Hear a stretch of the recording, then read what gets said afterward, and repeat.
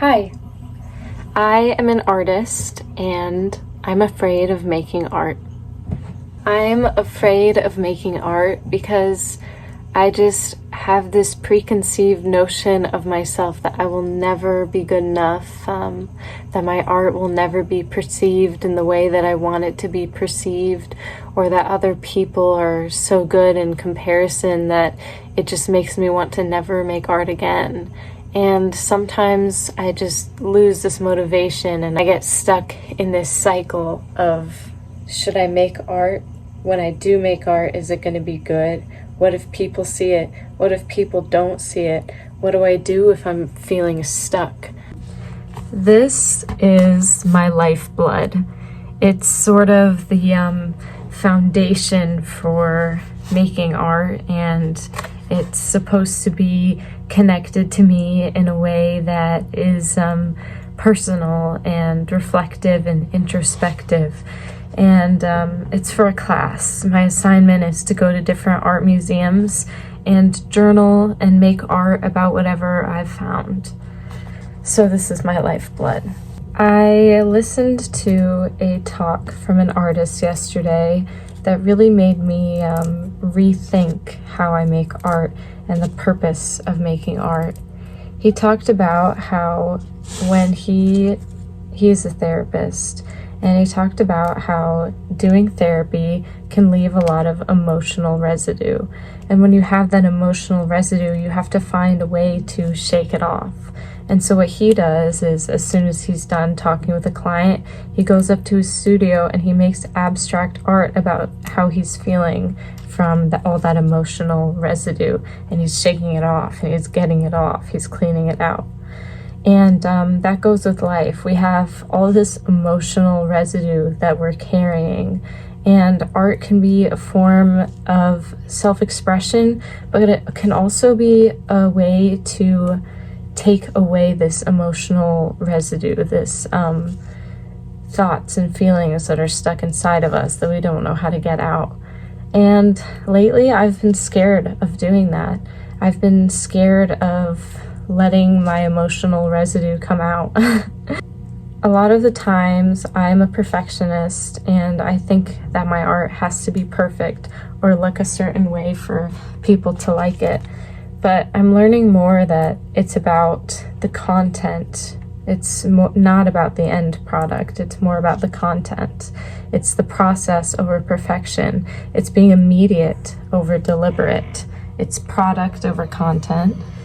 It's messiness of the emotional expression, and it's the emotional residue converted into art. You can show your personal pain through art, and that's something that I'm scared of. I'm scared of showing my emotional pain through art, because what if people see it and they see my messiness and then they're turned away from that? But I've started to learn that I don't need to think when I make art. I don't necessarily have to make it with an intention in mind like a lot of people do. I can make art just to make art. I can make art to express my emotions, and I can make art to, form a message that other people might not understand. I am pressing flowers from my boyfriend right now. So I was in class sitting next to a friend of mine who makes beautiful art, and I looked down to my art and I thought, this is nothing compared to what she's making. She's making something beautiful and something meaningful, and not something abstract, something that is very, easy to see what the message is. And, she was just drawing, and it seemed so effortless for her. And I realized that I struggle with comparison and jealousy and wanting to put so much effort into my art so people can see that I put so much effort into my art. But this artist that we were listening to talked about discomfort and how art is about discomfort. So when I make art, it should make me uncomfortable because I'm scared of what people might think. And my art is going to be different than other people's art, and I have to learn to accept that, and it's a hard thing to accept. But just because my art is different from someone else's doesn't mean it's bad. Just because I only know how to work through abstraction rather than through realism doesn't mean that it's bad. It's okay for my art to be messy, and it's okay for it to be weird, and it's okay for it to be different.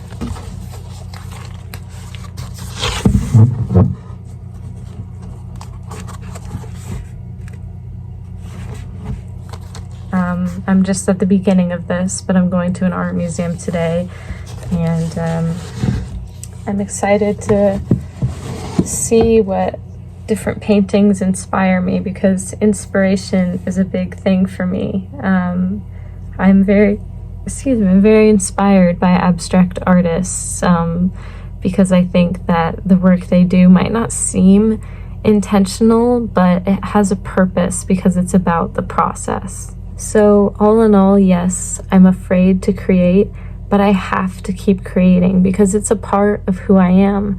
And if I'm not continuing to create, then I'm going to continue to have this emotional residue, and I'm going to continue to feel stuck in my head.